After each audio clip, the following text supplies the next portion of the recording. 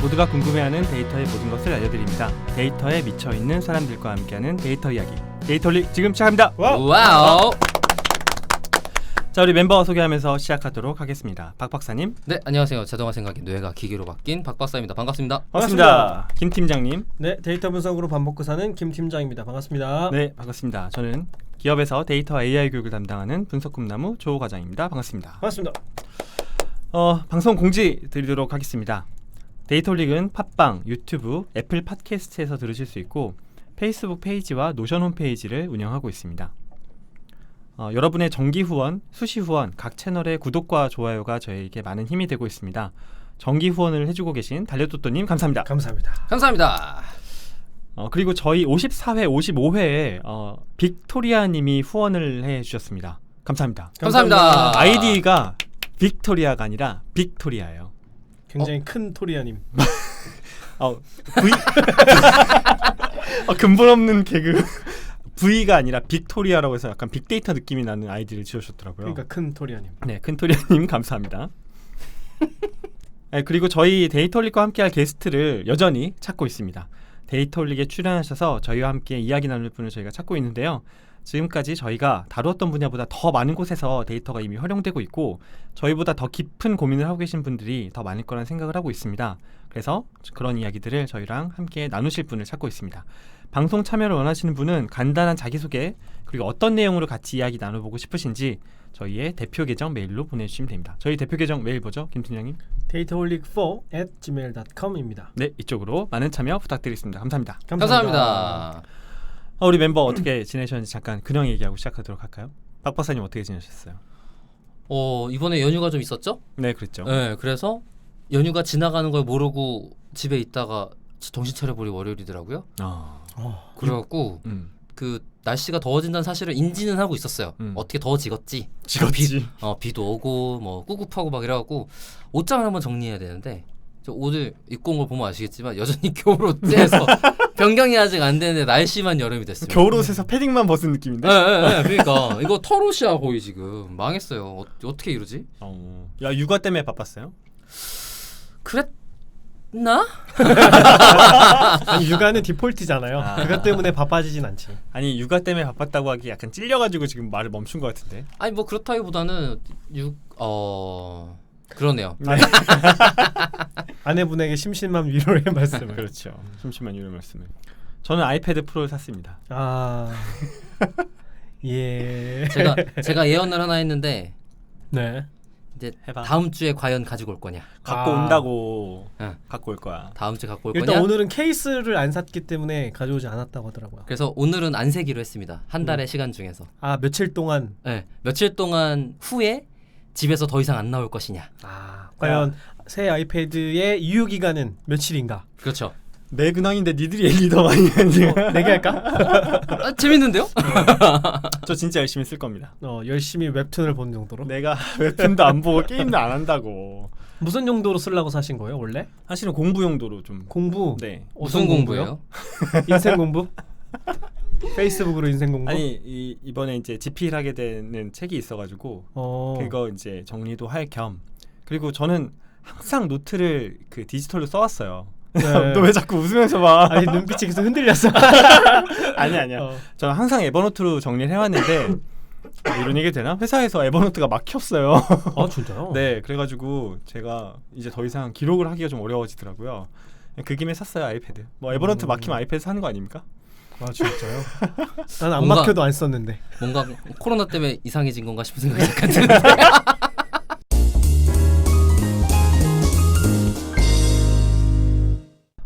저희 오늘은 방송에 게스트를 모셨습니다. 따란 저희의 공개 이메일로 그 게스트를 모집하고 첫 번째 신청하신 게스트를 첫 번째 손님 이제야 모셨어요. 사실 그러네요. 신청하신 지 한 3주 됐는데 저희가 다른 스케줄이 좀 있어가지고 늦게 모시게 됐고요. 그래서 오늘 그 게스트분과 함께 나눌 주제는 문과도 데이터 분석가가 될 수 있을까를 첫 번째 에피소드로 다뤄보려고 합니다. 네. 게스트분을 소개해드리도록 하겠습니다. 와우. 저희 공개 방송에도 나오셨고 저희 방송 항상 늘 잘 청취해주고 계시는 아이디는 기억하기 쉬운 저희가 호칭은 류기영님으로 부르겠습니다. 류기영님 나오셨습니다. 반갑습니다. 반갑습니다. 반갑습니다. 류 뭐요? 기억. 류기억님. 기억하기 쉬운님. 네. 이게 다른 데서도 이 아이디를 쓰시는 거예요?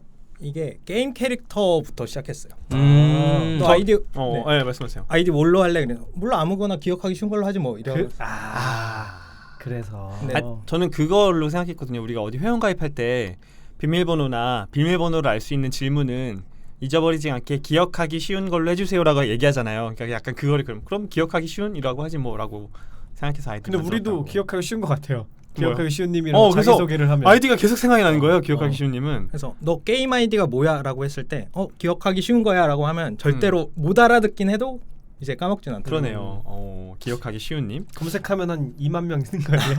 그럴 수도 있고. 일단 이름이 검색이 안 될 수도 있어. 그 아이디를 선점하기 위해서 기억하기 쉬운님은 류기영님은 저희 찐팬이에요. 찐팬이시죠? 진짜 엄청나게 그렇습니다. 듣고 계세요, 그죠? 저 1화부터 계속 이렇게 한 번도 이렇게 그거 올라오자마자 그 날에 무조건 이렇게 듣고 있습니다. 이야. 살 떨린다. 이 모든 흑역사를 다 알고 계시는. 가장 기억에 남는 게 혹시 뭐 있으세요? 왜 어떻게 데이터 홀릭을 시작하게 되었는지 혼자 이렇게 공부하는 경험 이렇게 나눠주실 때가 제일 기억에 남았고 초반 에피소드. 초반 에피소드 1번인 것 같은데, 그죠? 예. 그렇죠. 네. 거의 그다음에 1번, 2번이었죠. 임경덕님 것도 이제 되게 공감이 많이 되더라고요. 같은 걸 공부했던 분도 있고 이렇게 말씀하시는 것도 굉장히 공감이 많이 됐습니다. 맞아요. 통계학 전공하신 분들이 음. 경덕님 방송 많이 공감되더라 이런 얘기 하시더라고요. 맞아요.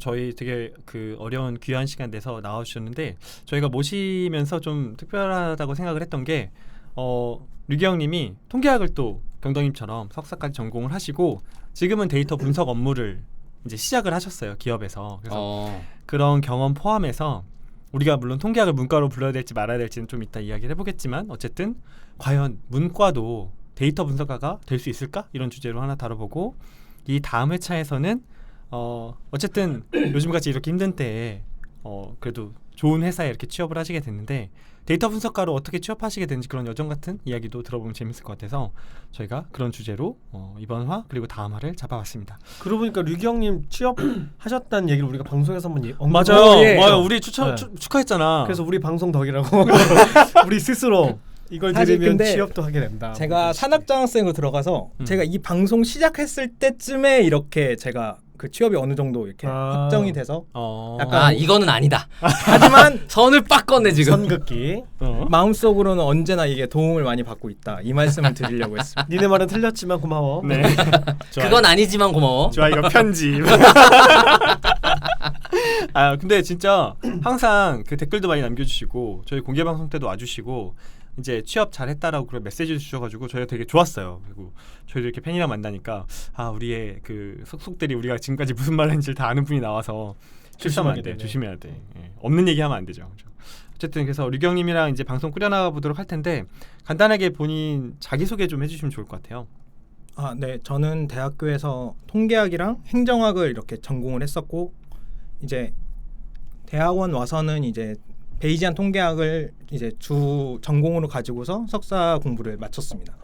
그다음에 지금 현재는 이제 어느 한 통신사 데이터 분석가로 취업을 해가지고 이제 열심히 2월부터 입사를 시작해서 열심히 병아리 분석가로서 열심히 하루하루 한 주 한 주 열심히 배워가고 있는 류기혁이라고 합니다. 네. 통신사면 3사 중에 하나겠네. 외국계일 수도 있죠. 그죠, 외국계일 수도 있죠. 그러네. 보다폰이나 뭐 이런데 알뜰폰도 있고요. 알뜰폰도 있구나. 그렇군요. 그러면 저희가 이제 류기영님한테 학창 시절에 대한 공부부터 조금 여쭤보도록 할 텐데 통계학이랑 행정학을 학부 때 복수 전공하셨잖아요. 그렇죠? 네. 네. 관심이 있어서 그쪽으로 진학을 하신 거예요? 뭘로 입사래? 그 입교? 입학을- 아니면 입학. 예. 입교는 야 무섭다. 못 가. 교도소 왜? 가는 걸 보통 입교로 가지 않아요? 입교? 종교에 뭔가 입문하는 그래. 느낌인데? 그거나 뭐 교원이라든지. 어쨌든. 어쨌든. 무슨 적응으로 왜 글로 빠져 맞아. 저는 원래 행정학으로 원래 공부를 해가지고 공무원이 되어야겠다. 그래서 공무원 시험을 이제 군대 가기 전까지 조금 공부를 좀 하다가 네. 좀 이제 이거는 너무 오래 걸린다. 이거는 군대 전에 승부를 못 보겠구나 해가지고 군대 갔다 와서 통계학 공부를 시작했습니다. 빠른 의사결정. 네, 빠른 의사결정. 이거 아니다. 통계학을 보고서 네, 통계학을 학부 때 2학년 때 처음 수업을 들었어요. 행정 통계를. 행정 통계를. 뭐 재밌었어요? 행정 통계가? 네, 재밌었어요. 이상한 사람이네. 보통 응용 통계는 재밌어. 나도 경영 통계는 재밌었어. 그렇구나. 그러면서 복수 전공을 하신 거고. 네네. 근데 끝나고 회사에 들어가신 게 아니라 석사를 한 번 더 하신 거잖아요. 네네. 그것도 그 어렵다는 베이지안을 전공을 해서 그때는 무슨 계기로 하시게 된 거예요? 제가 군대 가기 전에 2년 동안 이렇게 행정학 공부를 하고 군대 갔다 와서 2년 동안 통계학 공부를 했는데 엄청 힘들게 공부를 했거든요. 막 6전공이라고 해가지고 전공으로 다 이렇게 채워가지고 6전공? 네. 18학점을 다? 네. 다 통계로 다 공부하고 이렇게 커리큘럼도 되게 엉망으로 이렇게 막 앞에 거 뒤에 거 먼저 듣고 앞에 거 나중에 듣고 이런 식으로 해서 힘든 게 졸업을 해서 이제 4학년이 됐는데 제가 쓸 수 있는 데가 많지 않다라는 느낌을 많이 받았어요. 내가 이 통계학이라는 것과 데이터 분석이라는 거에 내가 잘 이해를 하고 있나? 내가 잘 설명을 할 수 있나? 라는 거에 조금 의문이 있었고 그다음에 이제 그러면 대학원을 갈지 아니면은 공부를 그냥 좀 더 혼자 해볼지 했는데 좀 장학금 혜택을 좀 받을 수 있게 사정이 조금 이렇게 잘 얘기가 돼서 학교 측이랑 그래서 그러면 나는 대학원에 가서 좀 더 공부를 많이 해야겠다 이 생각을 하게 되었죠. 그러면 통계학 복수 전공 하시면서 행정학은 버리신 거군요. 그죠. 버렸다기보다는 네. 손절, 빠른 손절.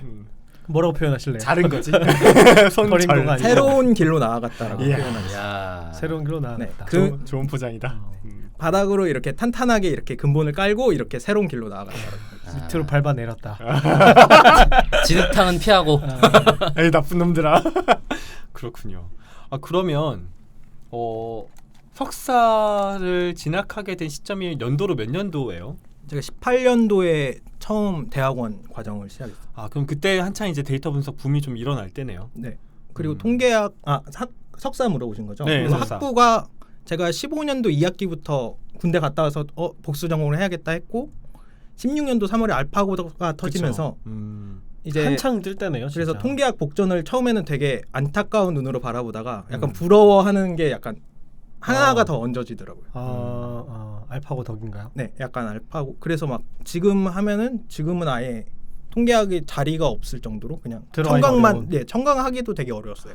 그 정도예요? 진짜요? 네, 가득 차고 진짜 막. 달라지네. 요즘도 컴퓨터공학과랑 통계학과는 경쟁률 되게 높죠. 네, 복전도 그렇고 저가 이렇게 뭐 수업 조교로 들어가기도 했었는데 그럴 때도 이렇게 자리가 없고 막 이러더라고요. 세상이 참 많이 바뀌었어. 많이 달라졌네요.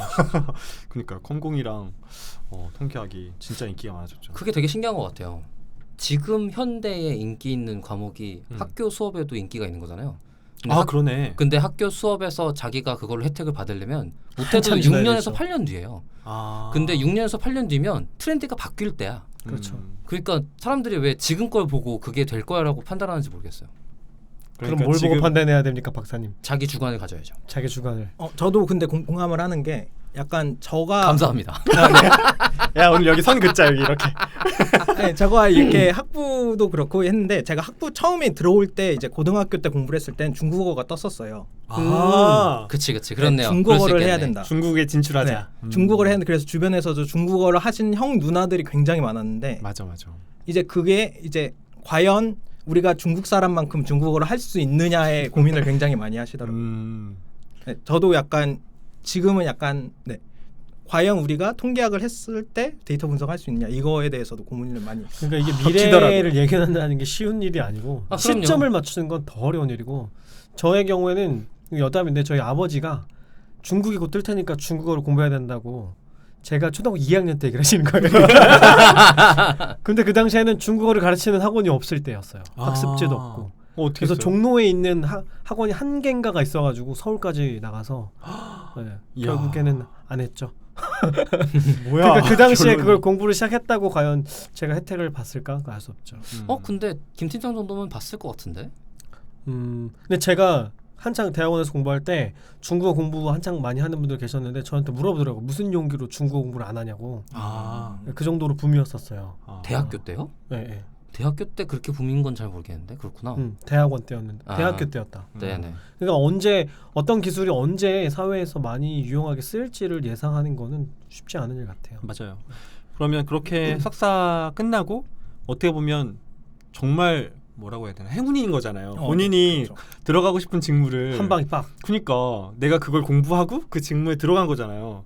그래서 지금 현재 2월부터 시작해서 한 3개월 정도 업무를 해오고 계신 것 같은데 뭐 아주 구체적이진 않더라도 어떤 업무하고 계신지를 소개해 주실 수 있나요? 3개월이면 이제 OJT 정도 끝났을 것 같은데. 네, OJT가 끝났죠. 네. 이제 뭔가 해보지 않겠니? 라는 네. 이제 팀에서 이제 적당히 역할. 업무 파악되지 않았니? 약간 이런 느낌일 것 같은데. 자 이제 한번 해보자. 네. 그렇군요.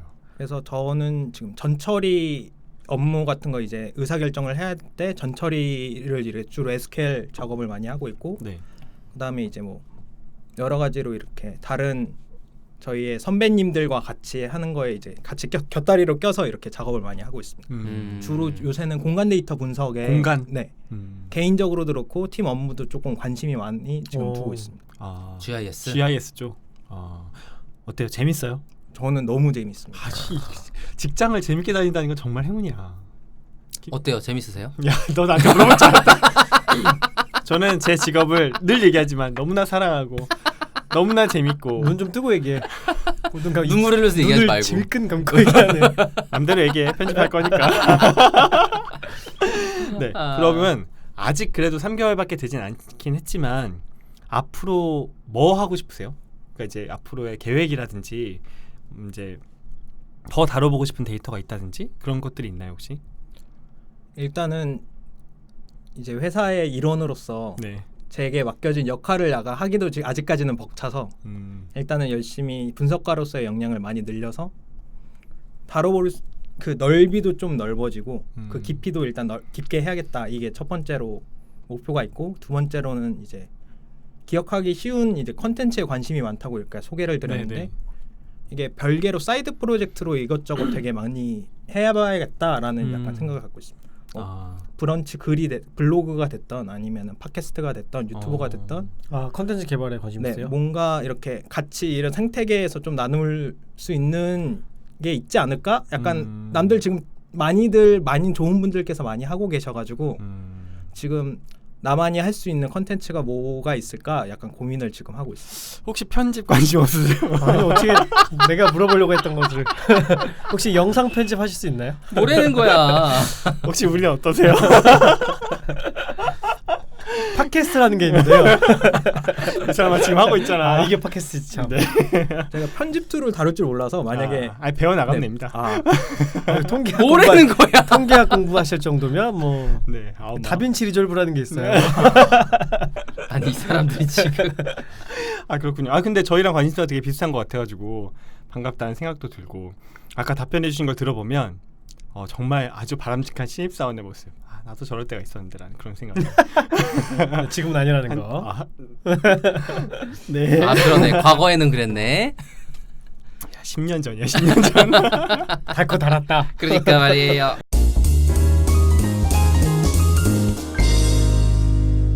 네, 그럼 저희 본격적으로 오늘 주제로 넘어가 보도록 하겠습니다.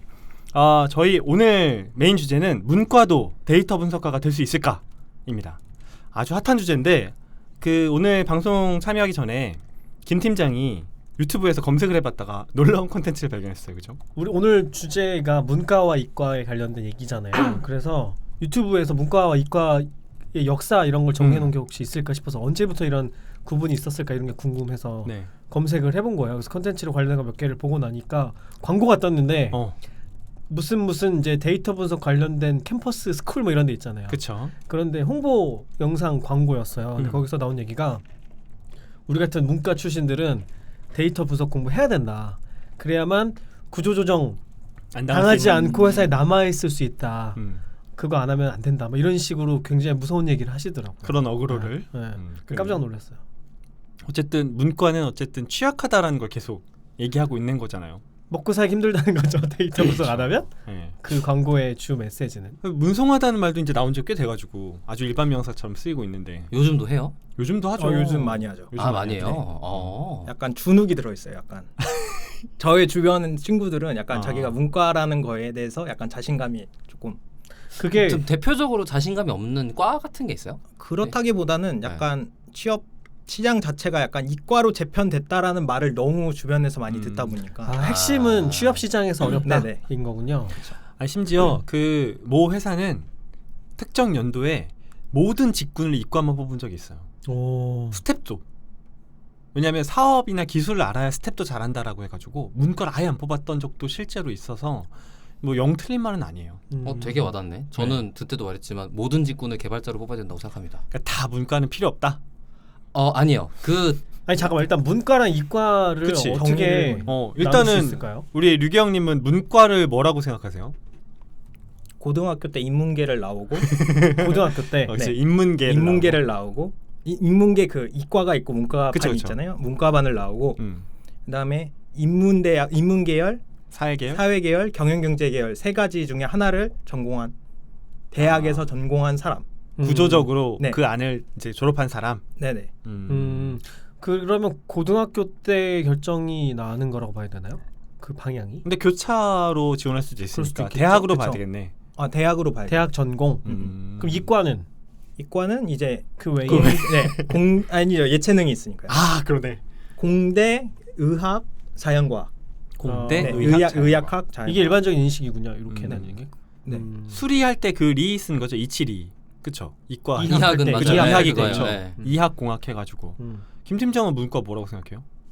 잘 모르겠어요. 저는 전공 심리학인데 문과잖아. 심리학은 문과로 분류가 되긴 하는데 학습에서 대부분을 차지하는 건 이과 계통의 지식들이거든요. 예를 들면 실험 설계, 조사, 통계학, 신경과학 이런 거니까 그렇죠? 박 경계에 박사는- 있는 것 같아요. 경계 제 전공은. 박 박사는 문과를 뭐라고 생각해요? 글쎄요. 저는 먹물 가지고 노는 거. 아니요. 먹물이란다 진짜 너. 글줄이나 쓰는 놈들 어. 이런 거 아니에요? 뭐 제 기준은 네. 논문 쓸 때 실험 설계 안 하는 과. 아니야. 그거는 아닌 것 같은데. 그건 전혀 아닌 것 네. 같은데. 기준이? 그러니까 실험 설계라는 게 음. 예를 들어서 말 잘해라잉. 계량 경제학은 문과 아니야 그럼? 계량 경제학에서 실험을 하나? 잘 모르겠네. 할 수도 있지. 계량경제 실험 어떻게 해요? 그렇게 대규모 실험 무슨 잘 안 할 것 같긴 한데 다른 전공에 비해 상대적으로는 그러니까 실험 설계라는 게 저는 심지어 설문을 포함하지 않아요. 설문은 실험이 아니다. 그다음 그러면 나머지는 문과지. 완벽하게 통제된 그 실험 말씀. 그렇죠. 그러니까 실험실에서는 통제와 처치가 있는 실험. 뭐 그렇게 볼 수 있을 것 같아요. 어쨌든 그런 논문을 쓸 수 있으면 이과고. 그죠. 그런 그게 논문? 아니고 예체능 빼고 사이에 있는 게 문과다. 그죠. 예를 들어서 제가 봤던 영화학이나 영화. 국어국문학과가 가지고 쓰는 논문은 뭐 데이터에 기반해 쓸 수도 있을 것 같아요. 예를 들어서 뭐 숫자를 지표를 넣을 수도 있을 것 같긴 해. 근데 뭔가 제가 봤던 것들 중에는 특별히 뭔가 있지 않았어요. 예를 들어서 영화학 같은 경우는 어떤 감독을 분석하는 좋을까요? 분석한다 하는데 그 분석이 숫자의 분석이 아니에요. 그러니까 평론가들이 쓰는 평론 같은 걸 하더라고. 그러니까 이제 근데 철학 쪽 전공, 인문계 쪽 전공에서 논문들 보면 그런 네, 게 많죠. 네, 네. 그러니까 그거는- 논리로 쭉 풀고 나가는. 그러니까 그 이론의 틀만 있어요. 숫자가 없고. 약간 그런 느낌? 근데 정신 분석학 이런 거. 그리고 숫자조차도 좀 뭐라 그러면 좋을까? 굉장히 되게 나이브한 가정에 설계되어 있는 느낌이에요. 그 박 박사한테는 숫자가 있느냐가 중요한 기점이에요. 정확하게는 리프로듀서블이 하냐가 중요한 기점이죠. 재현 가능한 연구냐. 네. 철학과랑 싸움 붙여보고 싶은데. 철학과는 알걸요? 자기네들은 그냥 리프로듀서블 한 무언가가 아니잖아. 그렇군요. 철학 전공하신 분들 계시면 datoly4@gmail.com 메일을 주시기 아니 바랍니다. 근데 철학과도 실험 굉장히 많이 할 거예요 아마. 그거에 대해서 뭐 안 하지는 않을 텐데 뭐 과가 가지고 있는 근원적인 학술 활동이 그게 주류가 아닌 경우가 더 많아 보이더라고요. 근데 사실 저는 문과 이과 구분이 좀 불필요하다고 생각하고 요즘에 문과 없애자는 얘기가 되게 많아요. 문과를 없애는 게 아니고 구별을 이과만 없애는 남는 거지. 지금 아니야.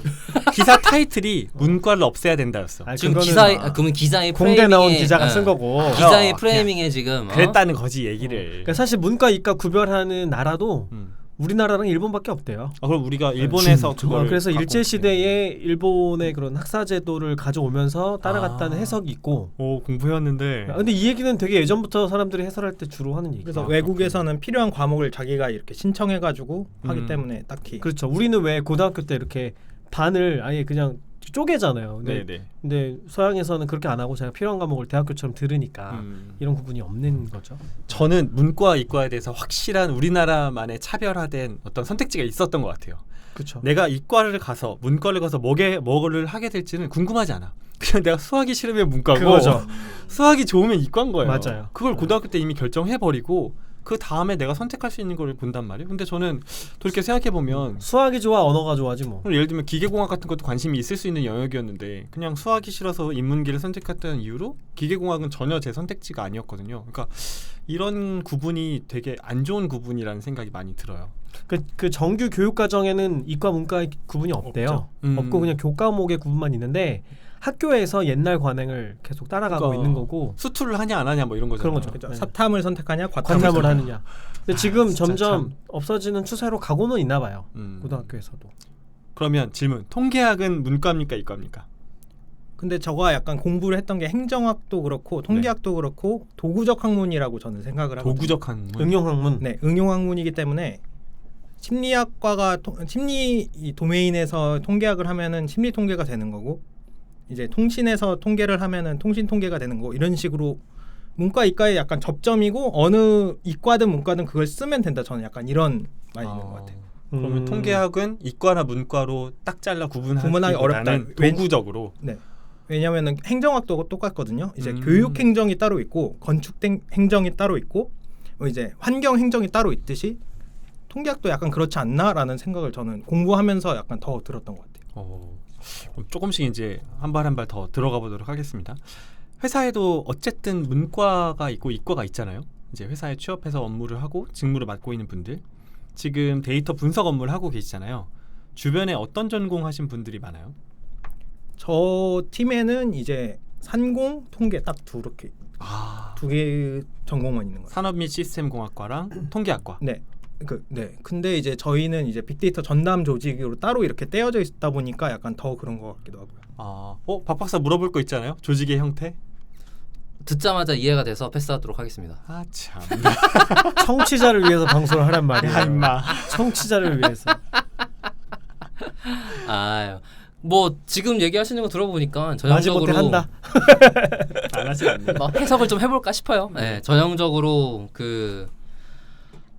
그쪽 전공을 했던 사람들 모아놓는 조직에 가까워 보이고 그러면 엔지니어링 팀이 같이 붙어서 지금 기술적인 서포트를 해주냐 아니면 그런 인프라가 조성되어 있느냐 이런 것들에 따라 지금 이 팀이 할 수 있는 일의 범위가 달라질 거라는 예상이 드는데 통신사기 때문에 아마 인프라는 되어 있을 가능성이 커 보이고요. 네. 그리고 이제 현업이랑 뭐 마케팅이라든지 아니면 거기에도 데이터 분석가 분들이 계셔가지고 약간 카운터파트로 같이 일하는 구조.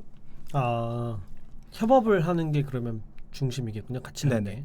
그러면 일단 통계학은 도구적 학문이라고 제쳐놓고 산공과는 이과니까 데이터 분석 조직 안에는 일단 문과는 없는 거네요. 그쵸. 팀장님이나 그 위에 임원도 문과 없으세요? 제가 지금 코로나 때문에 네. 회식이라든지 아니면은 이렇게 얼굴 볼 일이 많지가 않아서 제가 이걸 명확하게 말씀드리기가. 근데 임원 전공을 다 알고 있어야 네. 돼요? 대략 알지 않나? 대략 알아요? 대략 알아요 저는. 대략 알아? 네. 전혀 모르겠는데. 그러니까 다 아는 게 아니에요. 다른 사람한테 관심이 많아. 임원한테 관심이 많은 게 아니고요. 그만해. 이렇게 맞는 얘기 뭐 골라 하냐. 잘한다. 근데 이제 저가 이래 주변 친구들 중에서는 이제 저처럼 이렇게 복수 전공하고서 바로 취업을 한 사람들 같은 경우는 약간 이제 문과라고 볼 수도 있지 않을까라는 생각. 복수 전공은 뭔가 진성이 아닌 것 같은 그런 건가요? 이제 아니 우선 복수 전공이기 때문에 그 학과가 온전히 다 듣는 수업을 전부 다 듣진 않잖아요. 그러면 정체성이 원래 시작한 학과에 따라 결정된다. 그럴 수 있죠. 그러니까 어떤 느낌이냐면 복수 전공이란 게 그거이기도 하고 이거이기도 해가 아니고 복수 전공이라고 설계되어 있지만 나는 이거였는데 저것도 한 거야인 거죠. 그러니까 출신지가 그렇죠. 약간 결정이 1전공, 2전공 약간 이런 식으로 복수이긴 하지만 아니 당장 인정받는 주전공 학점 전수가 다르잖아요. 그러니까 시수가 다르지 않아요? 아마 그럴 거예요. 학교마다 좀 다를 수 있는데. 복수하고 원래 주전공하고. 그러니까 그렇기도 하고 그거를 뭐더라? 복수 전공이 있고 이전공이 있어요. 부전공이 있어요. 그것도 시수 숫자가 달라요. 근데 복수 전공이 조금 더 많은데 어쨌든 주전공보단 작아요. 그러니까 주전공 드는 학생들에 비해서 전공 시수가 작죠. 그러니까 주전공, 복수전공, 부전공 순으로 드는 학점 수가 달라지고 그렇죠. 그거에 따라서 정체성이 결정되는 거 아니냐? 그렇지 않을까요? 그리고 당장 학과랑 동아리 활동 같은 걸 그 사람들이랑 하잖아. 인맥 같은 게 아무래도 네. 결정돼 있고 친한 사람들이 같이 어울리는 사람들이 주로 그 그쪽 메인 사람들이니까. 교수님들이나 이런 사람들도 그걸로 이루어져 있고 복수 전공 되는 순간 외지인이지 사실. 아니 박 박사 근데 기계공학과 나왔잖아요. 네. 뭐 하고 싶었어요? 기계가 되고 싶었죠. 아 그때는 제가 내가 뭐 했잖아. 그때는 제가 뭐 하고 싶었는지가 없었어요. 아 네. 그러니까 뭐 하고 싶지를 찾는 과정 중에 온 게 여기였는데 그냥 끌리는 과 가다 보니까 기계공학 간 거예요? 아 그건 또 아니에요. 이 중국어처럼 이제 너의 시대에는 기계과가 뜰 거야라고 이제 아버님께서 전지해 주셨죠. 뭐야 자기도 그랬구만. 너가 언제 많이들 그렇게 주간에 하죠. 가시라며. 많이들 그렇게 하죠. 아니 내가 언제 내가 학과 전공할 때 내 주관 갖고 왔다 그랬나? 그래서- 나는 그런 얘기 한 적 없는데. 그래서 본인의 정체성 기계공학이에요? 아니 그건 잘 모르겠어요. 모르겠어요. 왜냐면 제가 그거를 아까 말씀하신 것처럼 저는 거의 버렸거든요. 응? 뭘 버려요? 그 기계과라는 저의 정체성을. 아 네, 뿌리를 버렸다. 그치. 그래갖고 그거를 말 그대로 세탁해내기 위해서 한 노력이 석사였고. 아 네. 그러니까 저는 의도적으로 저의 세탁 과정이 있었기 때문에 그 정체성을 기계라고 보고 있지 않은 것 그걸 같아요. 세탁이라고 표현이야. 세탁이지. 스스로 어떻게 느끼는지를 표현을 한 거지. 아니 세탁이지 뭐. 근데 세탁을 했는데 결국 네. 지금 하는 건 개발 일이잖아요. 그거는 신기한 포인트인 것 같아요. 제가 그렇게 의도해서 가지도 않았고 심지어 출신을 버리지 못한다. 기계랑 그거랑 데이터를 무슨 돌고 상관이야? 돌아. 아니 뭐 결국에 거기까지 와서 봤더니 더 이게 더 결국엔 나한테 맞네라는 게 이제 겪어보니 알게 되는 같은 느낌. 그러니까 아마 기억하기 쉬운 님 같은 경우도 류기영님 같은 경우도 그 행정학이랑 뭐 하고서는 뭐지 통계 복수 전공을 하시고 나서 이게 내 길이네라고 하고 석사를 연결한 게 아닌가라는 생각이 드는 거죠. 그때 이제 다시 자아 발견 같은 생각을 하는 거지. 그럼 어때요? 데이터 분석 직무하시면 역시 이거는 통계학이 해야 돼. 아니면 산공과 정도는 돼야 진짜 이 직무를 제대로 할 수 있어라는 생각을 하세요? 아니면 이 정도면 다른 직무에서 뭔가 융합적인 사고를 통해서 더 새로운 생각을 해볼 수도 있지 않을까 이런 생각을 하세요? 그러니까 통계학적 지식이 어느 정도로 필요하냐. 뭐 그런 관련된 질문으로도 생각할 수 질문이겠네요. 있겠네요. 통계학적 지식은 필요로 하지만 그거는 다른 전공분들도 하실 수 있잖아요. 그렇죠. 근데 제가 생각했을 때 약간 과가 약간 중요한 거는 제 개인적인 생각으로는 약간 수업을 듣고 과제를 하고 이렇게 주변 사람들이랑 얘기하면서 그 방향으로 조금 이렇게 사고가 유도되는 게 있는 것 같아요. 문제를 해결하는 문제를 사고 방식이. 바라보는 방식이. 예를 들어서 저가 행정학과에 열심히 수업을 듣고 이렇게 과제를 풀었을 때는 논문을 계속 읽어야 됐어요. 학부 때도. 그리고 시험도 이게 줄글로써 막 이렇게 2페이지를 쓰니 3페이지를 하다 보니까 이렇게 논리적으로 글을 썼냐, 그쵸. 얼마나 함축적으로 글을 잘 썼냐, 단어를 적절하게 선택했냐, 이거에 좀 더 초점이 갔다면 논술 시험처럼. 네, 그렇습니다. 그렇다 보면 이제 통계학과에서는 논리성은 이제 같겠지만 이게 뭐 데이터 가정을 어떻게 체크를 했는지 그 순서를 제대로 지켰는지 아니면 그래서 이제 결과가 어떤 식으로 평가를 할 건지에 대해서 좀 더 초점을 계속 맞추고 그거에 대해서 얘기를 하고 그거에 대해서 공부를 하다 보면은 그쪽으로 좀 자연스럽게 사고가 유도되지 않을까라는 생각을 하고 있습니다. 판단의 기준이 좀 다른 거군요. 예, 사고의 흐름이 조금 바뀌는 것 같아요. 오, 듣고 나니까 저 생각났어요. 뭐요? 저는 기계에 피가 흐르고 있네요.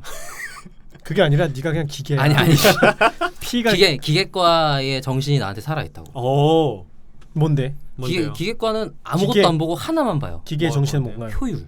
효율. 그러네요. 그러네. 지금 계속 그 아이덴티티가 있네요. 그러니까요. 그러네. 생각해 보니까 그런 비율을 느낌. 못 견디는 거고. 그러니까 그걸 줄이는 게 일인 거고.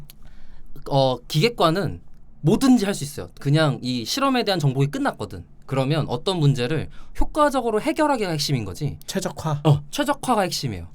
근데 개발일은 개발의 시작부터 끝까지 최적화밖에 없어요. 그래서 비슷한 부분이 있네요. 지금 생각해 보니까. 맞다 있구나.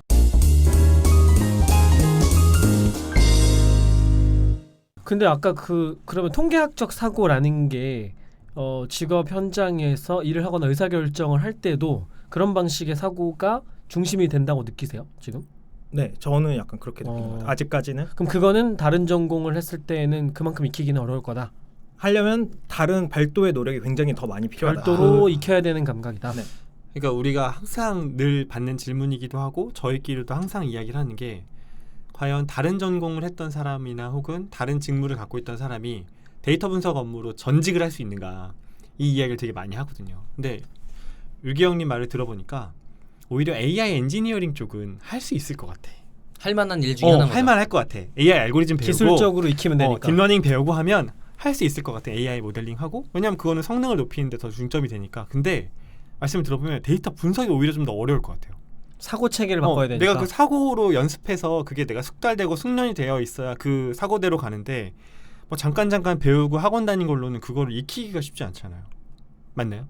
아니면은 이제 뭐 데이터를 많이 보고 분석 과제를 많이 해보고 이러면은 이제 자연스럽게 습득이 되겠지만 이제 사회 초년생 입장에서 그거를 이제 바로 나는 커리어 패스를 바로 옮기겠다 하기는 저는 약간 쉽지 않지 않을까? 약간 모국 같은 느낌이네요. 네. 거기에 태어났냐? 모국어 네. 같은 느낌. 거기서 그 나라의 문화적 그 컨센서스를 내가 본능적으로 느끼고 캐치하는 수준으로 녹아져 있느냐? 원어민이냐? 네. 그러니까 왜 미국 영어를 정말 잘해도 미국인들끼리 하는 농담은 알아듣기 너무 힘들잖아요. 그렇죠. 영어로 꿈꾸기도 어렵고. 네, 그런 건 되게 힘든 것 같은 맥락이랑 비슷한 것 같은데. 네.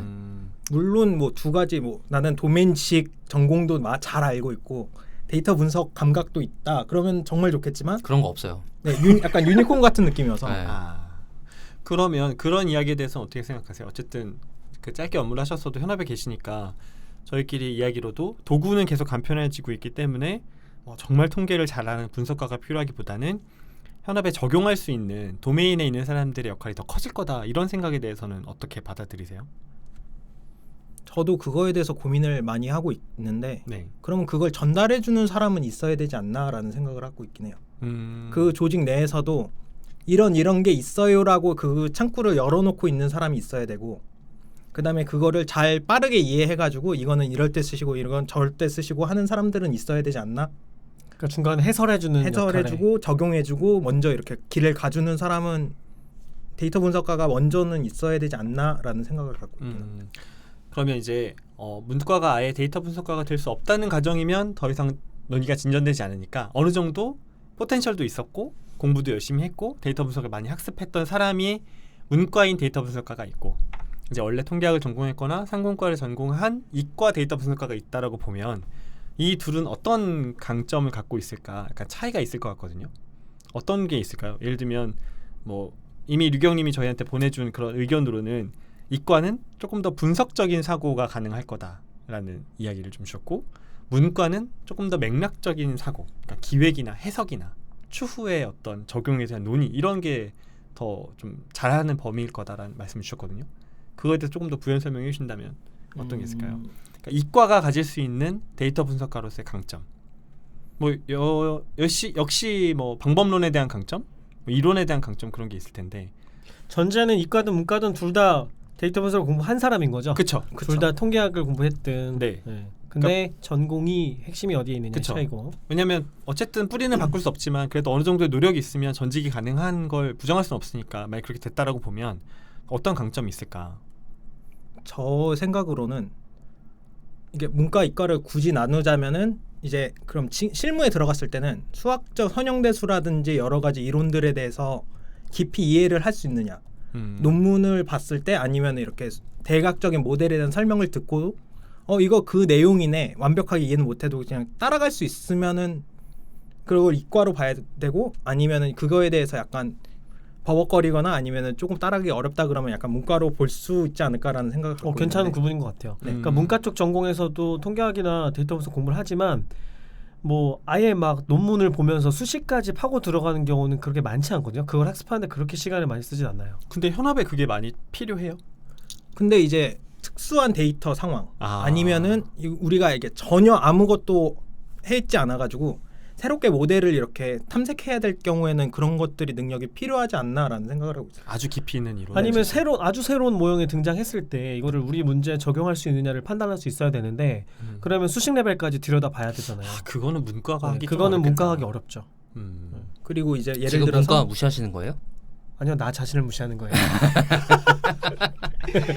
네, 그리고요. 모델에 대해서 특수한 상황이 계속 개발이 되고 있어가지고 그런 것들을 이렇게 쉽게 이해하고 빨리 받아들이고 이거 이렇게 써봅시다 하는 건 약간 이과가 해줘야 되는 역할이라고 저는 생각을 하고 있어요. 대화 나누다 보니까 역할이 다르다는 느낌이 기분이 드네. 그러네요. 역할이 분류가 다르네. 되네요. 이게 누가 되고 누가 안 되고 이게 아니라 그러니까 뭐 딥러닝 모형은 워낙 새롭게 막 나오잖아요. 새로 네네. 딱 등장했을 때 수식을 딱 봤을 때 이게 이런 개념으로 이렇게 바꿨기 때문에 성능이 향상되는구나. 이걸 바로 이해할 수 있는 분들이 있고 그렇지 않고 많이 쓰이는 모델이니까 이걸 쓸 수 있다는 걸 판단해서 쓰는 사람이 있을 거 아니에요.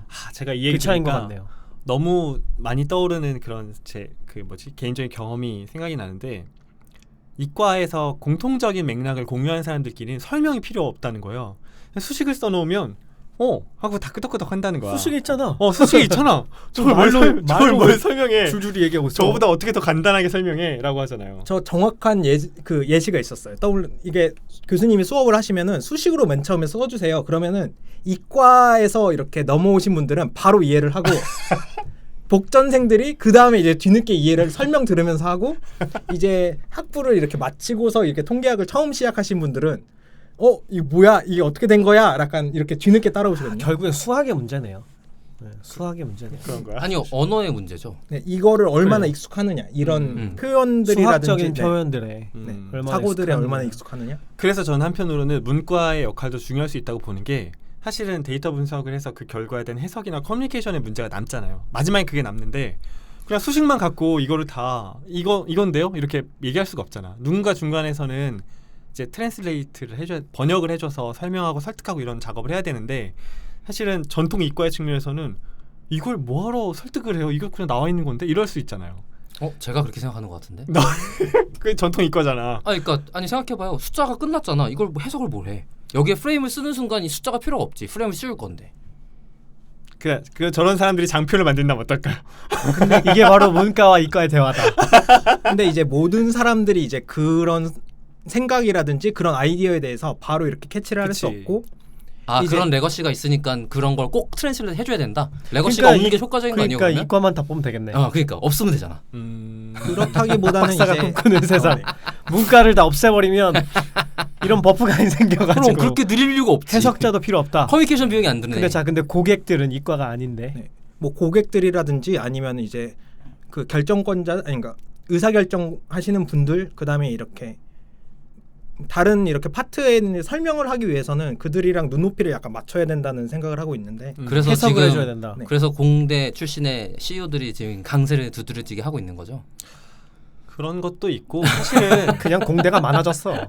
근데 그런 건 있어요. 이제 제조업 기반이나 통신업 기반 CEO들은 대부분 그 사업에서 거의 석박사 이상까지 한 분들이 CEO까지 올라가는 편이고 통신사 특성이 있겠죠. 문과는 이제 마케팅, 영업, 뭐 이제 HR 이런 쪽에 C 레벨을 많이 하시는 것 같고 그리고 그 아무리 공대 출신에 이렇게 전공을 하셨다 그래도 그래서 우리 수식은 이렇게 나옵니다라고 하면은 우리가 20년, 30년 공부하신 지가 넘은 분들이 이거 바로 끝났습니다. 이해하시는 건 아니다. 이렇게 말을 하기가 사실 어렵지 않을까라는 이게 생각. 똑같은 거 예를 들면 HR에서 만약에 류기 형님이 HR에서 데이터 분석하고 있는 분이에요. 근데 예를 들면 어떻게 하면 좋을까? 고과를 평가하는 알고리즘 만들었어. 고가 평가. 고가 평가 알고리즘 만들었는데 그냥 수식 하나 띄워놓고 자 이렇게 나왔으니까 됐지? 너는 S, 너는 A, 너는 B, 너는 C야 이렇게 하면 커뮤니케이션 안 된단 말이야. 똑같이 통신사니까 어떤 요금제 정책을 만들더라도 우리가 6만 원, 8만 원, 뭐 7만 원 요금제를 내놨는데 라고 했을 때 그걸 사실은 해석해가지고 만들어서 이제 의사결정을 해야 되는 거잖아요. 단순한 수식음만으로는 이게. 그게 가능하면 미팅은 왜 해? 그냥 코드 전달해주면 끝나지. 근데 하나 예외는 있는 것 같아요. CEO나 CTO나 아주 고위 레벨에서 이 레거시를 정말 확실하게 신뢰를 가지고 있거나 이제 어떤 뭐라고 해야 되나 정말 믿어. 안 물어봐도 특별한 돼. 설명 없어도 믿어. 그러면 류경님이 분석한 거 딱 하면 수식을 보고 오케이 의사결정 끝. 이렇게 그럴 하면 일은 잘 없겠죠. 그렇죠. 네. 그럴 일은 잘 없겠지. 사람이 하는 일인데. 그리고 얘기하다 보니까 되게 여러 가지 재미있는 포인트들이 나오는데 첫 번째는 역할이 좀 다르다. 두 번째는 나와 있는 결과를 해석하는 것도 중요하다. 커뮤니케이션 하는 것도 중요하다라는 이야기가 나왔는데 박 박사 지금 되게 마음에 안 든단 말이에요. 이런 논의가. 아니요. 아니 대표적으로 R이 그렇게 해석을 전달해야 되는 커뮤니케이션 도구로서 효과적인 언어이기는 해요. 그리고 그 일이 없어진다고 생각하지는 않아요. 당연하게도. 제가 제 주변에 그 일이 없었으면 좋겠는 것뿐인 거지. 근데 저의 아주 그런 짧은 경험으로는 이과나 혹은 전통 이과 이런 분들은 이런 해석 자체를 조금 아까 박 박사 얘기한 것처럼 좀 번거로워하시거나 불필요하다고 느낄 수 되게 있죠. 좀 피곤해하시거나 나는 분석을 하고 싶은데 이거를 다른 사람들을 설득하고 다니고 커뮤니케이션하고 이런 걸 되게 좀 못마땅해 하시는 분들 좀 있거든요. 주변의 분위기도 약간 그래요. 그거는 잘 모르겠어요. 뭐 그게 약간 성향 차이도 조금 있는 것 같아서 그거에 대해서 말을 이렇게 말하는 걸 좋아한다든지 글 쓰는 걸 좋아하는 이과분들도 있는 반면에 글 쓰는 걸 너무 어려워하는 문과들도 있다 보니까 그럴 수 있죠. 그쵸. 네. 성향 근데 차이가 이제 있구나. 그러니까 그리고 직장 생활을 오래 하려면 어쨌든 그런 스킬도 습득을 해야 되기 때문에 장표 잘해야 돼. 설명도 아니 그러니까 잘 해야 되고. 제가 말하는 포인트 중에 그러고 싶지 않거나 그게 별로라거나 제가 느끼기에 실제로 그게 별로라는 게 아니라 그렇게 생각하는 맥락은 뭐가 있냐면 완전한 판단은 불가능하잖아요. 뭔가 지금 제가 정보를 취합해서 얻는 걸 갖고 종합적인 판단을 하려고 노력을 할 때 모든 경우의 수와 모든 데이터를 갖고 할 수는 없단 말이에요. 그럼 선택적인 들어오는 데이터를 갖고 그거에 의한 판단을 진행을 하겠죠. 그런데 이제 데이터의 수급과 그거에 대한 프레젠테이션을 자기가 직접 담당하지 않고 다른 사람을 통해서 하면 그 다른 사람이 그 프레이밍을 만든단 말이에요. 아 그러네. 그러면 저는 그 행위가 발생하는 과정이 있다는 것 자체가 별로인 거예요. 그 행위를 자기가 직접 하면 문제가 안 돼요. 제가 볼 때는. 그리고 그거 갖다 그 과정이 다른 사람들한테 공유가 되어서 내가 자료를 이렇게 수집했고 이런 데이터를 근거해서 이런 판단을 내렸어 라고 자기가 혼자 다 해.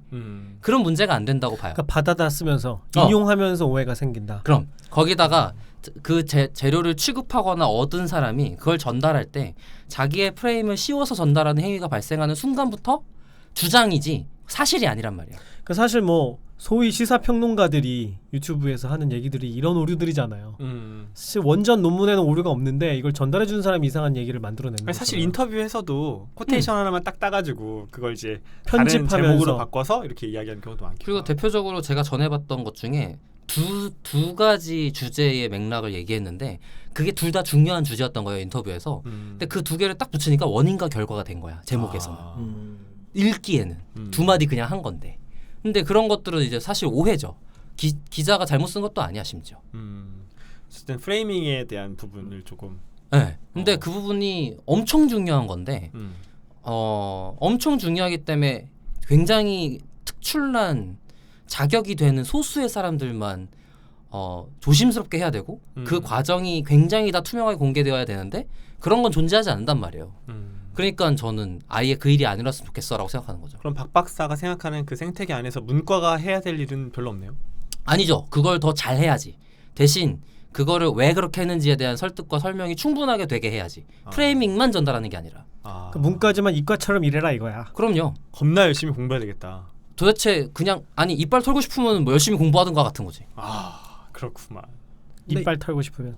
근데 이과에서도 모델을 적용할 때부터 약간 프레임은 이미 깔고 들어가는 게 있지 않나 약간 생각을 들어요. 이 질문을 저희 공개 방송 때 한 분이 해주셨어요. 그 기억나시죠? 주석가의 선택. KT 킴님이 HR 데이터 분석 쪽을 이제 진입을 하셔서 공부하고 계신데 자꾸 자기 해석이 들어가는 것 같다는 거예요. 근데 방금 이야기하신 것도 어쨌든 분석이라는 거는 프레임을 깔고 들어가는 거기 때문에 그 뒤에 프레이밍을 하나 분석가가 초반에 프레임을 깔고 들어가나 비슷한 거 아니냐라는 말씀이신 것 같아요. 데이터만 가지고 일을 해도 거기에서 의사결정을 사람이 해야 되는 경우는 생기니까. 사실 수집부터 의사결정인 거죠. 그렇죠. 그건 그러니까 어때요? 어떤 시각화를 하느냐 아니면 어떤 모델을 하느냐 자체에서 선택을 할 때 이미 그런 프레이밍이 이미 다 깔고 들어간다고 저는 생각을 해서 맞아요.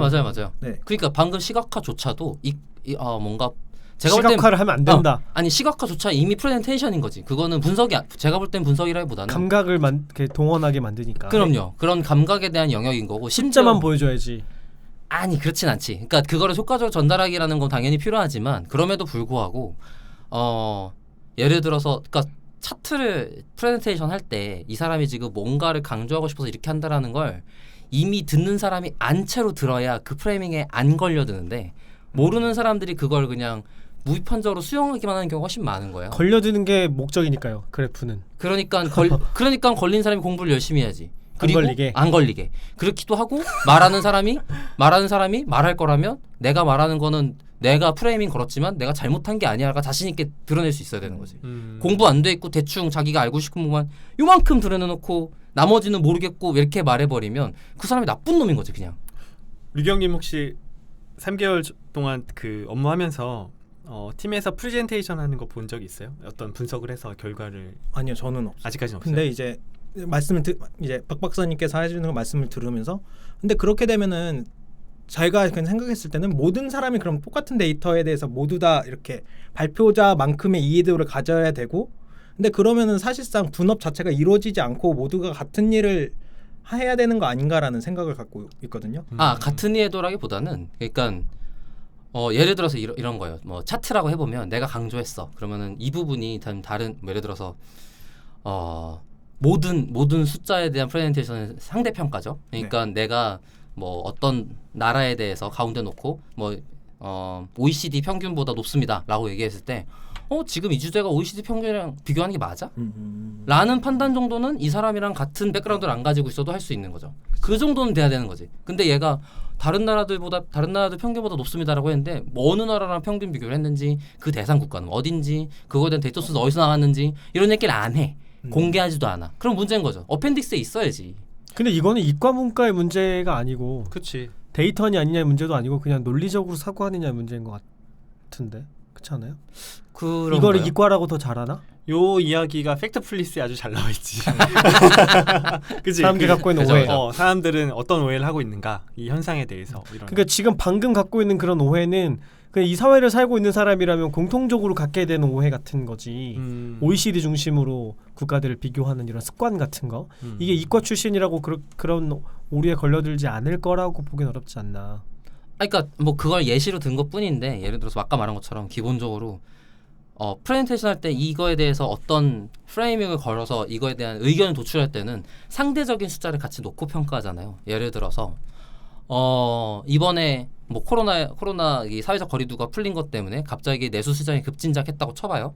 그러면 이거에 대한 내수 시장 급진작에 대한 평가 부분을 뭐 내수 모르겠어요. 카드 사용률이 뭐 전년 대비, 전월 대비 뭐 이런 거. 근데 전월 대비하면 미친 놈인 거지. 전년 대비해야지. 이런 식인 거죠. 그러니까 그게 이과면 더 잘 하냐고요.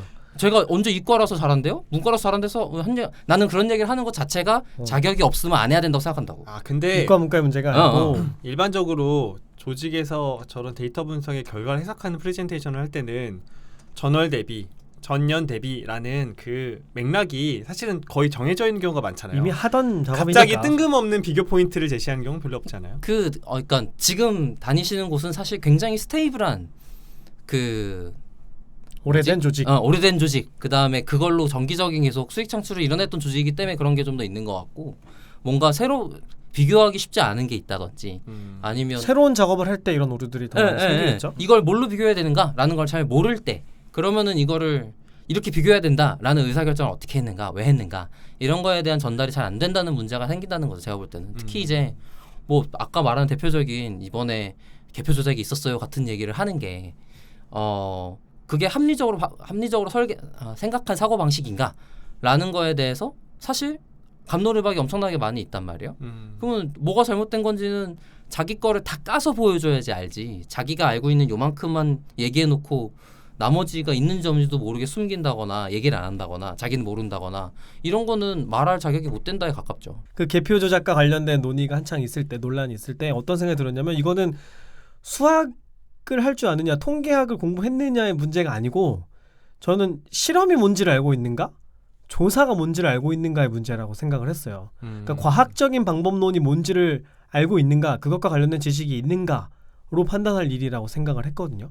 그러니까 이게 내가 뭐 직접 수식을 쓸 수 있어야 그걸 기준으로 이 사람의 생각이 옳다 그르다를 판단할 수 있는 건 아니고 그런 식으로 데이터가 형성되는 과정을 이해할 수 있어야 되잖아요. 어떤 데이터가 들어왔을 때 어떤 방식으로 의사결정하게 된다. 이 과정을 알고 있어야 되는데 이거는 그냥 과학적인 사고에 가까운 거죠. 수학이냐 아니냐가 중요한 게 아니라. 그러면 공대생님 되는 거네요. 과학적 사고밖에 그러니까 안 과학적 하니까. 사고를 이과에서만 하는 게 아니라고. 근데 그것도 약간 일반화인 것 같아. 이과와 공대라고 그러니까 오해라는 거죠. 모두가 다 과학적인 사고를 하는 건 아닐 수 있으니까. 그러니까 그럼요. 전공에 그죠? 상관없이 그죠? 해야 된다는 네. 거예요. 제 말은. 그러면 과학적인 사고를 안 해도 되는 전공이 어디 있겠어요. 그러면 좀 있잖아요. 얘기를 어디요? 있어. 어디? 어떤?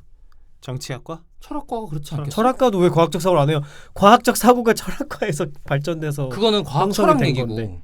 아까 굳이 분리하자면 뭐 분리할 수는 있겠지만 그렇다고 과학적인 사고를 안 하는 건 아니죠. PhD가 필로소피에서 나온 거 아니야?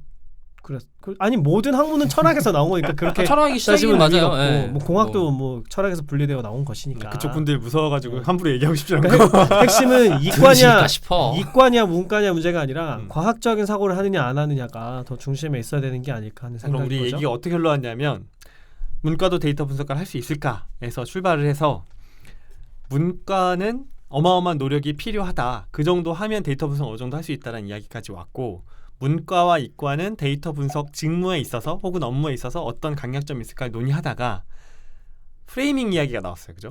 그래서 어떤 가정, 그러니까 이제 데이터 분석의 첫 시작 단계에서 가정, 프레이밍 혹은 결과를 해석하는 단계에서의 인간의 선택. 그쵸. 프레이밍과 혹은 선택과 가정에 대한 이야기까지 흘러나오다가 박 박사가 똑바로 모르는 놈이 그런 걸 하면 안 된다라는 그런 문제제기가 있었고 김 팀장은 그건 이과와 문과 혹은 개개인의 차이가 아니라 과학적 사고를 하느냐 안 하느냐에 따라서 달린 거다라는 이야기까지 왔어요. 그러면 네. 돌아가면 과학적 사고라는 거랑 이과와 문과는 차이가 없다라는 거에 우리가 동의를 하는 거예요. 저는 동의해요. 과학적 사고를 하는데 수식에 좀 더 친숙한 방식으로 과학적 사고를 하면 이과가 되는 것이 아닐까. 논리적으로 좀 더 과학적 사고를 하면 문과여도 뭐 충분히 할 수 있다. 네, 그렇죠. 그거에 대해서 이렇게 글로써 표현을 하든지 그치. 아니면 이미지로서 표현을 하면은 그게 문과로 볼 수도 있는 거고. 논리를 수식으로 하든지 글로서 표현하든지 그건 이제 표현 방식의 문제가 되겠죠. 이거 조심스러운 얘기인데 수학도 그런데 과학적 사고랑 논리적인 사고도 훈련으로 올라갈 수 있는 레벨에 한계가 좀 있는 것 같아. 그런 거 생각 안 해보셨어요? 예를 그래요? 들면?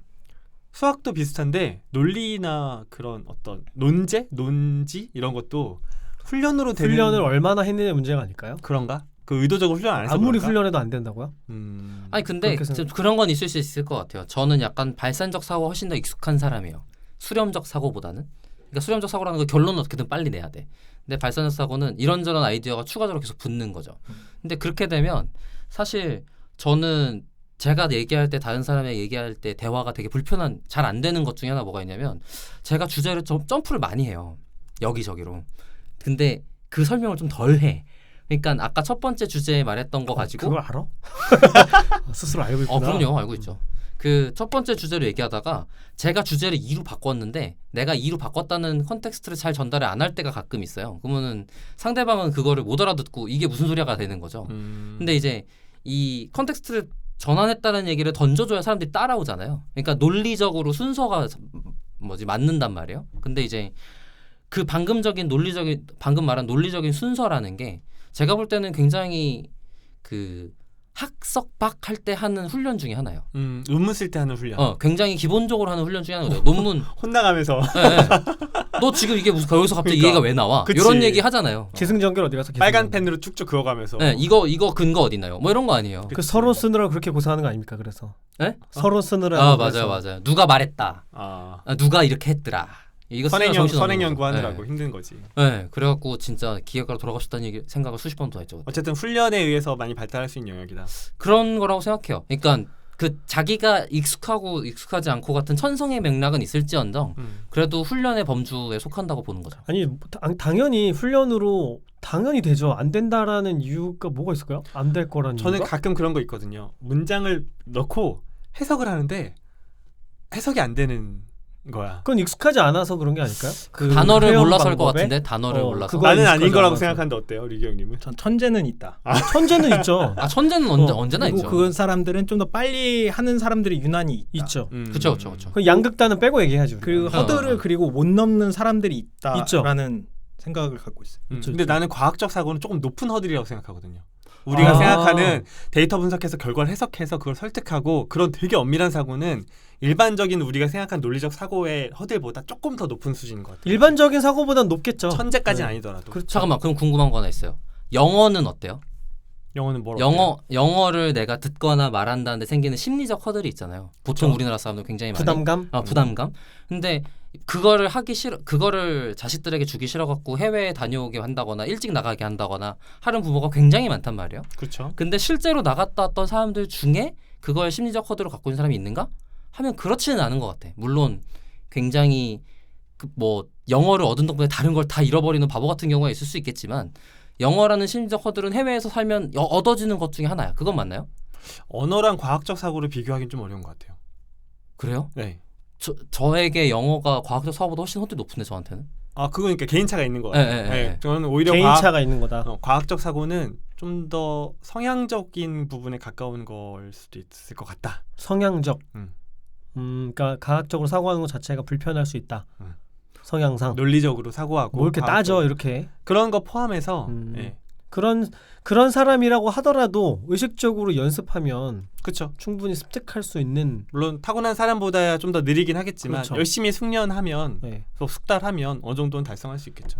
이게 뭐 몸으로 하는 거랑은 좀 다른 거니까. 근데 왜 이 논의를 하냐면 우리는 데이터 분석가라는 직무에 대해서 이야기를 하고 있고 문과도 데이터 분석을 할 수 있냐라는 거에 대해서 이야기를 하고 있으니까 적어도 문과가 데이터 분석을 할 수 있는가에서 하려면 문과임에도 불구하고 과학적 사고의 레벨이나 이런 논리적 사고의 레벨이 좀 높아야 그래도 데이터 문과임에도 불구하고 과학적 사고를 한다는 이 표현이 되게 이상해요.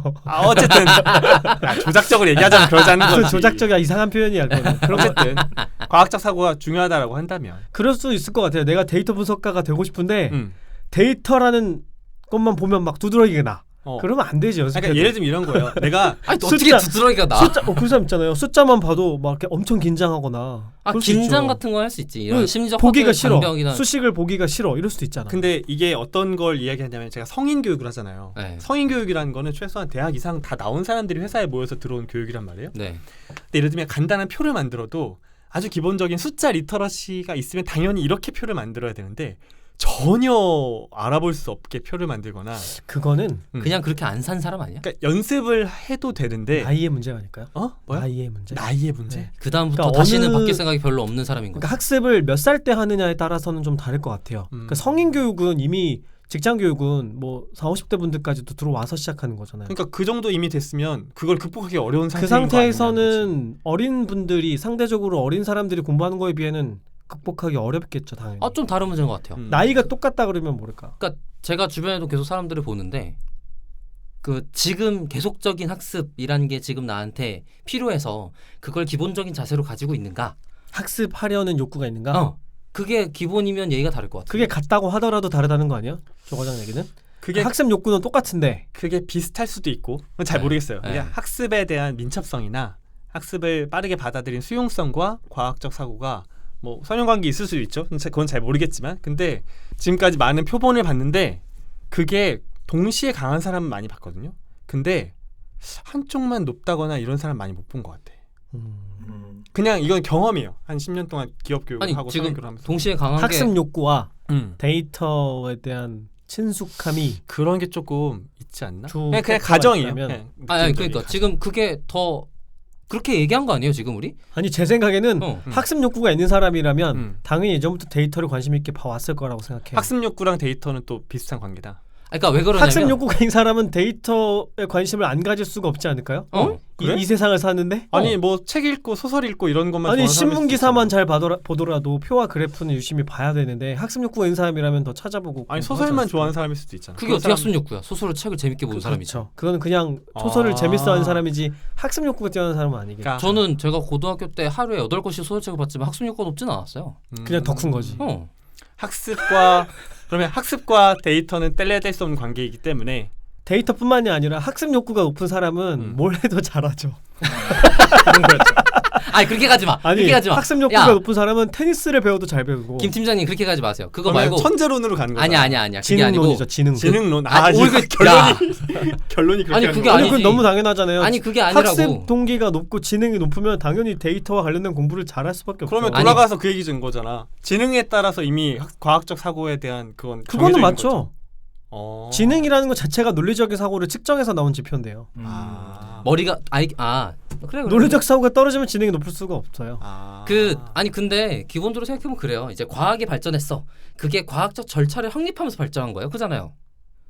그죠? 그럼 과학적 절차가 데이터를 바라보는 방식이에요. 그렇지 않아요? 그게 곧 그거죠, 뭐. 그러니까 학습 욕구가 높으면 학문들을 공부를 할 수 있어야 되고 학문들이라는 건 과학적 절차로만 이루어져 있어요. 그 류기 형님 아무 때나 끼어드시면 됩니다. 아니, 지금 생각하고 있었던 반박 모드.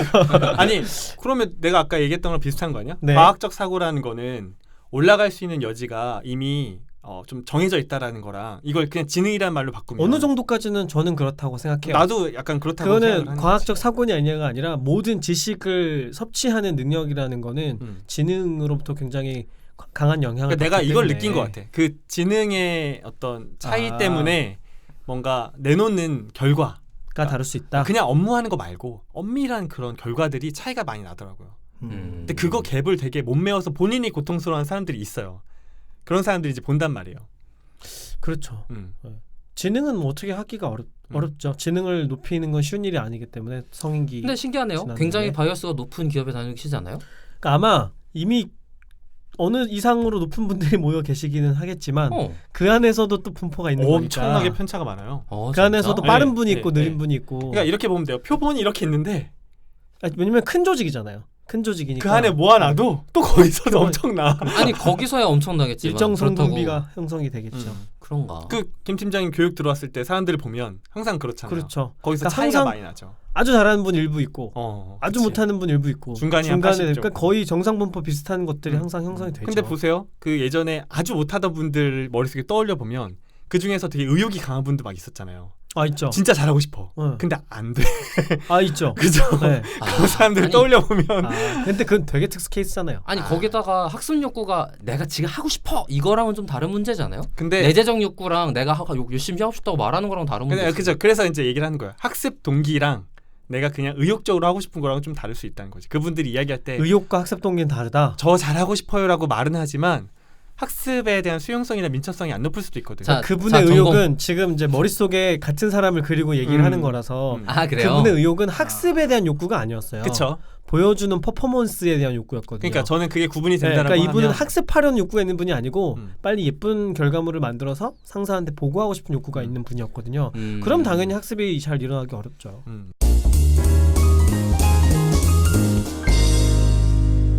제가 다른 분이랑 한번 얘기하다가 생각난 게 하나 있었는데 특히 개발이 그래요. 개발 언어가 굉장히 많잖아요. 그러면 제가 저희 반에 저기 예쁜 게 뭐가 있어요. 이 언어에 이걸 쓰면 바로 딱 돼. 절대 그렇게 안 돼요. 차근차근 이 언어를 다 밟고 공부하고 나서야 저걸 쓸 수 있어요. 어떤 사람이 어떤 사람이든지 제가 볼 때는 그래요. 그러니까 뭐 잘하는 사람, 그러니까 2단계를 굉장히 빨리 하는 사람은 당연히 있겠지. 근데 이걸 하나하나 밟고서 단계를 가서 이걸 제일 마지막에 있는 단계 6번째 거를 쓰지 않는 이상 6번째를 쓸 때 꼭 문제가 생겨요. 나도 당연히. 토핑 모델링 하려니까 처음부터 해야 되더라. 당연히 그럴 수밖에 없겠죠. 그래요. 구멍이 생기는 거죠. 그렇기 때문에 그 단계는 다 거쳐야 돼요. 근데 그 단계를 다 거칠 때는 그 각자의 시간이 다른 거죠. 그리고 방향이 조금 다른 것 같아요. 방향이? 말씀해 주시면서 생각이 난 게 문과는 직렬적으로 사고를 해서 스텝 1, 2, 3 착착착착 밟아야 되는데 예를 들어서 실컷 A에 대해서 얘기하다가 갑자기 B로 바뀌면은 이건 완전히 엉망인 글로 평가를 받을 수 있는 위험이 높은데 네, 문과에서는 근데 문과에서는. 이제 이과에서는 한 편 딱 쓰면 끝인 거예요. 한편 챕터 B. 네. 그러네. 한 편에서 수식 열심히 저 지금 느끼는 게 약간 답안지가 달라요. 약간 여기서 그 얘기를 왜 해? 이렇게 되는 거구나. 네. 한편 웃긴다. 한 편 해가지고 이렇게 A에 대해서 하다가 뭐 코끼리 머리에 대해서 설명을 하다가 그 다음에 이제 코끼리 귀로 가면은 이과에서는 그냥 한 편 쓰고서 그냥 쓰면 되는데 문과는 처음부터 잘 글을 설계를 해줘야 됩니다. 나 이거 공감 안 돼. 나 쳐다보냐? 나 이거 공감 안 되는데. 나 전혀 나는 공감 완전 안 돼. 공감되는데. 공감돼요? 완전 공감돼요. 어떻게 설명해봐요. 아니 나는 이거를 못 견뎌요. 아니 그게 어떻게 가능하죠? 아니 한 편이 어떻게 가능하냐고. 이 얘기 실컷 하고 한 있는데. 편만 하는 게 어떻게 가능하냐고 이과에서 그거 말고 이 앞에 문과에 대해 설명했을 때 너무 공감돼가지고 기승전결로 가야죠. 네, 근데 이제 찬현님께서 이렇게 이 얘기했다가 저 얘기했다가 이렇게 휙휙 바뀐다고 했을 때 이게 이과에서는 그게 이렇게 착착착착 순서대로 이게 논의가 이렇게 진행이 안 돼도 이거에 대해서 이렇게 산발적으로 이야기를 해도 그거에 대해서 그게 충분히 가치를 조명받을 수가 있는데 아니 류기 형님이 느끼신 그런 차이가 있어요? 이제 논의를 발전시킬 때는 그거에 대해서 충분히 할 수 있다라는 약간 느낌을 받긴 그래요? 했어요. 근데 데이터 분석은 오히려 1, 2, 3단계 이렇게 스텝을 밟아나가야 되지 않아요? 하나 해서는 안 되고? 아니죠. EDA에서는 오히려 왔다 갔다 하니 더 나을 수도 있지. 그치, 네, 근데 우리가 EDL을 얘기하면 안 되니까. 일반적으로 데이터 분석의 절차와 뭐 결과 해석까지를 통계학에서 뭐 가설 검정이라고 하면 이거를 스텝 바이 스텝으로 안 가고 해결이 될 수는 없잖아요. 보면. 그건 그렇죠. 그건 좀 다른 문제지. 아니 스텝 바이 스텝이 내가 만들어낸 스텝 바이 스텝이 아니고 검증된 걸 갖다 쓰겠다 아니에요? 갖다 써도 그거는 그냥 스킵하는 거지 그 전제를 안 하는 건 아니잖아요. 아니 그러니까 갖다 쓰는 거잖아. 그러니까 배운 대로 하는 거지. 내가 내 논리를 내 스스로 펼쳐내는 게 아니라. 아니죠. 그러니까. 그건 아니죠. 이게 어떤 거냐면은 이과 답안지를 쓸 때는 여기서 문제가 안 풀리면은 그 다음으로 점프를 할 수가 있어요. 네. 점프를 해가지고 내가 만약에 그 가설 검정에서 그게 안 되면은 문제집 답을 알고 답을 있으면 쓴다 그러면 답을 쓰려면 이제 평가부터 할 수가 있는데 문과에서는 이게 단어라든지 이런 게 연관돼 있는 게 너무나도 많아가지고 그거에 대해서 점프해서 쓰면은 이제 그때부터 엉키기 시작하는 거죠. 그러니까 이과 통계학과 문제에서는 뒷문제 먼저 풀어도 문제가 안 되는 게 될 있다는 수 거예요. 있다. 네. 그래요? 여러분 지금 류경님을 모시고 문과로 데이터 분석가가 될 수 있는가를 듣고 계십니다. 나는 되게 처음 듣는 얘기라서 신기하네요. 저만의 개인적인 생각일 수도 있습니다. 아니 근데 양쪽 전공을 다 깊이 있게 경험하셨으니까 그런 차이를 보셨을 수 있지.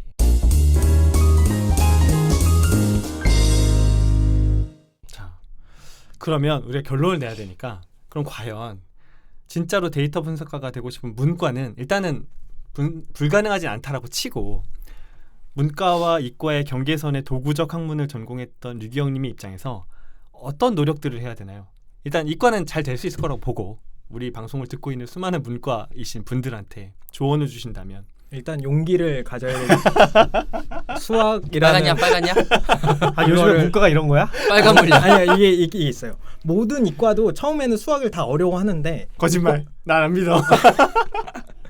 이게 복수 전공을 하다 보면은 이게 남들은 다 잘하는 것 같아가지고 이렇게 약간 중국 들어 있는 경우가 있는데 왜냐면 사실은 다 어려울 수 있죠. 사실 다 어렵고 아니면 그걸 먼저 했기 때문에 그냥 그게 익숙한 것일 뿐인데 이제 도중에 들어간 사람 입장에서는 뭐야 이게 어떻게 된 거야 라는 생각을 하게 쉽지 않나라는 생각을 하고 있거든요. 1번 용기를 가져라. 용기를 가지고 모두 다 어렵다는 거를 가슴속에 품고 공부를 하자. 1번 용기를 가져라. 2번 다 어렵다. 3번 공부를 열심히 하자. 조금 더 구체적인 공부 방법이 없나? 예를 들면 이건 근데 공감 많이 하는 것 같아요. 저는 방금 말씀하신 거. 용기를 왜냐면 가지고 왜 그러냐면 다 어렵다. 학사 때는 나만 모르는 줄 알았는데 석사 때는 내 주변도 모른다고 생각하게 되고 박사가 되면 교수도 모른다는 걸 알게 된대요. 그렇지. 그래서 더 거짓말을 열심히 한대. 왜냐하면 내가 아무 말이나 떠들어도 사람들은 아무도 모르니까. 그런 거죠. 그렇죠. 뭐 농담이라고 이해해 주시면 좋겠습니다. 네. 그러면 구체적으로 어떤 컨텐츠를 많이 공부하면 좋을까요? 그러니까 어떤 데이터 분석 연습을 많이 해봐야 될까? 아니면 통계학 기초를 진짜 딸딸딸 외우도록 기초를 다지는 게 좋을까요?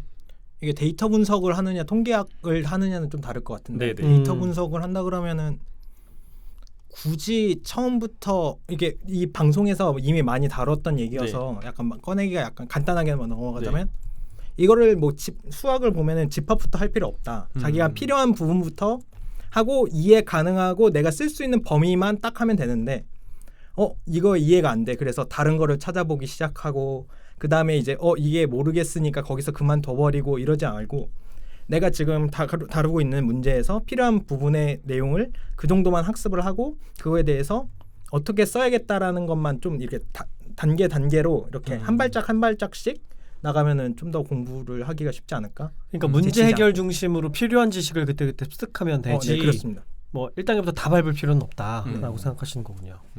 하면 너무 많고 끝도 없죠. 네. 그리고 모든 사람들이 그거를 그렇게 할 수가 없어서 그리고 할 필요도 사실 필요 없죠. 그렇죠?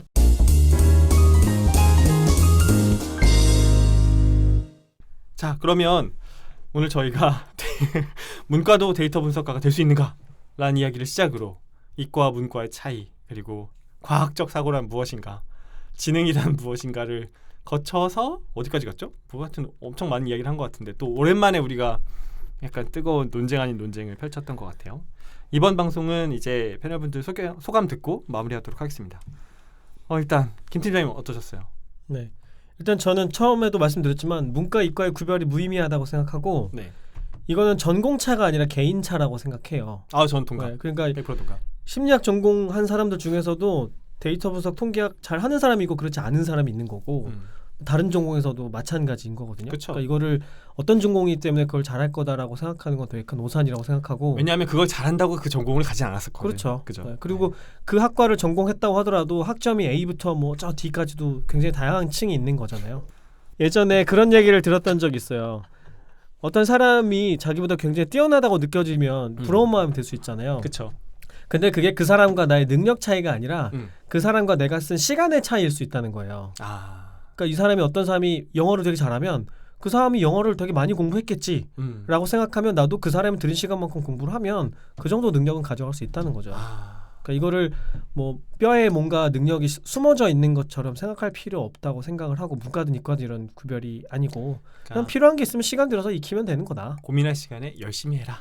열심히 해라기보다 그냥 많이 해라. 많이 해라. 시간을 들여라. 오래 해라. 박 박사님 어떠셨어요? 저는 지금 너무 똑같은 얘기를 하게 돼갖고 제 거는 좀 짧게 할게요. 네. 다음. 안녕하세요.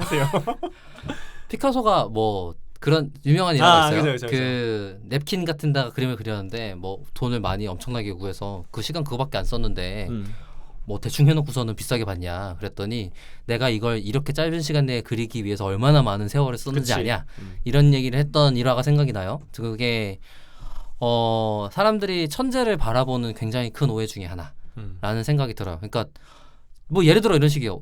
개발을 20년 한 사람이 뭔가 새로운 개념, 개발 쪽 개념을 보고 아 이런 거네 라고 이해하는 거랑 제가 전혀 모르는데 그걸 보고 와 이거 뭐지? 이렇게 하는 거랑 완전히 다른 문제거든요. 그러니까 제가 다른 언어를 바라볼 때 어떤 개념이 하나 있어요. 근데 아래 있으면 엄청 쉬워요. 아 이거네. 그리고 끝나 저한테는. 이미 저한테 그걸 멘탈 모델이라고 부르는데 멘탈 모델이 잡혀있기 때문에 그거를 그대로 대입해서 갖다 쓰면 돼요. 그런데 그게 없는 사람은 멘탈 모델을 만드는데 시간이 많이 필요해요. 그건 쓸 수밖에 없어. 멘탈 모델을 만드는데 들이는 시간은 방법이 없어. 그러니까 뭔가 하고 싶어. 그러면 그 개념적 특성, 뭐 용어 정의, 그거를 바라보고 있는 프레임, 틀, 뭐 이런 것들 전부 멘탈 모델로서 가져가는 노력과 시간을 들여야 된다라는 생각이 들고 그게 이제 과학적 사고가 그런 멘탈 모델의 일종이라는 생각이 저는 들고 그렇기 때문에 인생을 사는데 조금 더 풍요롭고 유익하고 오해 때문에 휩쓸리지 않는 삶을 사는 데는 좋은 체득화 도구 중에 하나니까 꼭 공부하시라. 공부하시라. 짧게 한다며. 이 정도면 엄청 짧은 거지. 그동안에 한 거에 비해서 반도 안 될걸? 그러네. 그러면 그 이야기를 문과도 데이터 분석가 될 수 있다. 그러나 어떤 새로운 멘탈 모델의 학습이 분명히 필요하기 때문에 시간은 많이 걸린다. 시간을 많이 들여야 된다. 그 시간만큼 들여야 된다는 건 맞는 거죠. 네. 저도 그냥 소감을 정말 저도 짧게 드리면 저 예전에 어떤 짤방 본 적이 있는데 수능 특강을 하는 강사분이 왜 가끔 딴 얘기하는 거 이렇게 짤방으로 돌아다니는 거 알죠? 근데 그렇다는 거예요. 공부를 잘하는 사람과 못하는 사람의 차이가 이런 게 있대요. 선생님 이거 어려운데 어떻게 하면 쉽게 할 수 있나요? 라는 말은 공부 못하는 친구들이 하는 질문이고 공부 잘하는 친구들 안 물어. 그냥 이해할 때까지 푸는 거야. 이해가 될 때까지. 그러니까 이제 쉽게 하는 법을 잘하는 사람들은 그런 거 안 물어본대요. 궁금해하지 않는데요. 그냥 시간을 많이 들인대.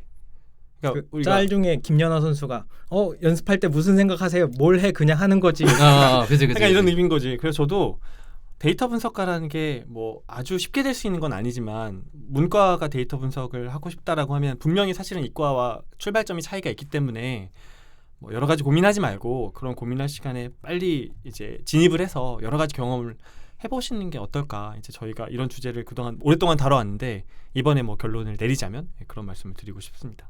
우리 류기 형님은 어떻게 방송 참여하신 소감 들어보고 너무 재밌었고 세 분의 너무 예전부터 계속 팬이었기 때문에 너무 감사하고 팟캐스트도 한번 해보고 싶다라는 생각을 했었는데 너무 즐겁게 했었고 이 방송 주제 관련해가지고는 이제 이과분들 아니면은 이제 데이터 분석을 이제 뭐 산공이라든지 통계라든지 전공하셨던 분들이 이미 잘 하고 계시기 때문에 사실 새로운 이렇게 커리어를 이렇게 전환한다든지 아니면은 이제 타 전공에서 넘어오시는 분들이 약간 버거워하실 수는 있지만 그거에 대해서 자신만의 캐릭터를 좀 장점을 살리고서 이제 통계까지 아니면 데이터 분석 능력까지 탑재를 하면은 충분히 할 수 있지 않을까 이런 거에 대해서는 좀 약간 얘기를 안 하긴 했지만 그래서 용기를 가지시고 의향이 있고 관심이 있으시다면은 도전하셔도 충분히 되지 않을까라는 생각을 하고 있습니다. 네. 그러면 우리 류기영님은 이 다음 회에 통계학 석사의 데이터 분석 취업기라는 주제로 만나도록 하고요. 끝낼까요? 네. 네. 저희 데이터릭은 더 좋은 컨텐츠를 가지고 다음 방송으로 다시 인사드리겠습니다. 감사합니다. 감사합니다. 수고하셨습니다.